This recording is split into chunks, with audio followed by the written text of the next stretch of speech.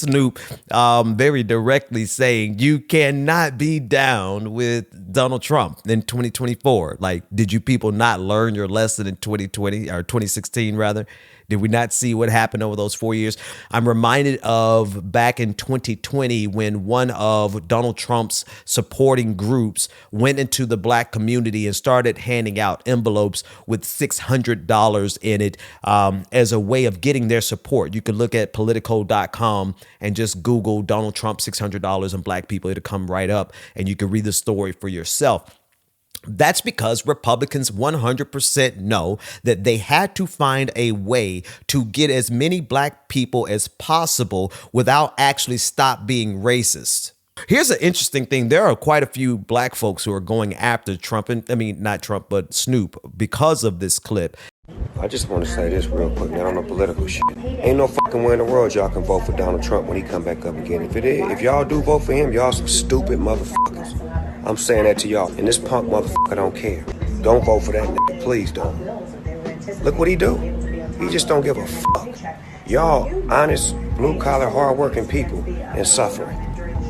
So if he don't care about y'all, he really don't give a fuck about us. So fuck him too. And fuck everybody down with Donald Trump. I said he is Snoop Dogg. Fuck him. And it really is exposing the amount of investment that Republicans have made in the black community. And I really want to ask some of the people in the comment section on Instagram who are going off on him, on Twitter, who are going off on him. Did you not see all of the Nazis that came as a result of Donald Trump? The boldness and the brashness of white supremacy right now is without question. And it's not even just about the language and the rhetoric. It's actually about the arrogance and the willingness to actually cause physical harm. And so seeing black people be upset with Snoop because he gets it. He's like, listen, we don't have time to play in 2024. We simply don't, because what's on the other side of 2024 is the destruction of the Department of Justice, which if anybody has had to try to fight for if any black person has ever tried to fight for justice on the state level, and you see what these state level justice organizations like the Georgia Bureau of Investigation or the Mississippi Bureau of Investigation, all of these institutions work against black people. If you've ever had to fight for justice on the state level, you know how important it is for us to be able to appeal to the Department of Justice, particularly the Civil Rights Department. And we are actively living in a campaign being headed up by the likes of Donald Trump and Marjorie Taylor Greene and the conservative movement in this country to completely reconstitute, destroy, and rebuild the Department of Justice. And what do you think they're going to get rid of? Do you think they're going to get rid of the FBI altogether? No, they're going to get rid of the Civil Rights Department, the Civil Rights Division. I mean, that's the plan. That's the plan. And what's wild about this is watching these so-called America First black people. Like what the hell does that even, like, America First black people? You're taking the same exact language as literal Nazis like Nicholas Fuentes, this America First paradigm, which is not about putting the United States of America first, nor is it about putting Americans first. It's about putting white supremacy first in the United States of America. And that group of black people, well, I mean, they are fangs out against Snoop. I mean, it's almost like Snoop talked about their mother, the way that they are like just drenched with hate in their mouths because he told them not to vote for Donald Trump. Well, those people most of those people are one of two things. They're either paid operatives by the Republican infrastructure, literally pouring cash into black influencers, black social media entrepreneurs, all of a sudden you have a really organized group of black people on social media who have the exact same precise talking points as Nazis and white supremacists. And those are the folks who are going after Snoop. I'm sorry, the Republican Party does not have enough money to buy off all of black America. All they really have to do, though, is stop being racist. There are plenty of black people who agree with the Republican Party on issues. They're going to find black folks who align with the Republican Party on the border. You're going to find black folks who align with the Republican Party on the LGBTQIA rights. You're going to have black folks who align with the Republican Party on abortion, on a woman's right to choose.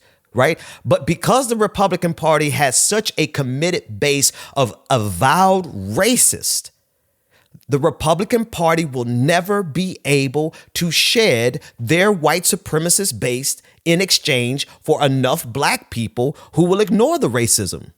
They won't. They can pay as many people as they want. They can drop as many coins as they can into all these influencers. But at the end of the day, the Republican Party never fails to show its racism.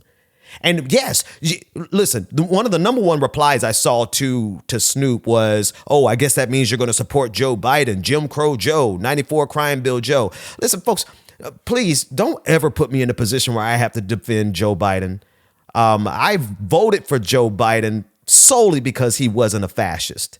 Solely because I knew that that was going to buy us enough time to ward off fascism. Yes, we are in a year by year push against fascism. So please don't make me turn around and have to let you know that Joe Biden is the first president in the history of this country to directly call white supremacy out from the White House and call it for the threat that it is to black people and for the threat that it is to the United States of America. And honestly, calling it out is never enough. But if you cannot see the substantive difference between the sitting president of the United States who's calling out white supremacy from the White House and a president like Donald Trump who activated white supremacists, telling the Proud Boys to stand back and stand by. He animates them. He gives them life. He supports them. They are his support base.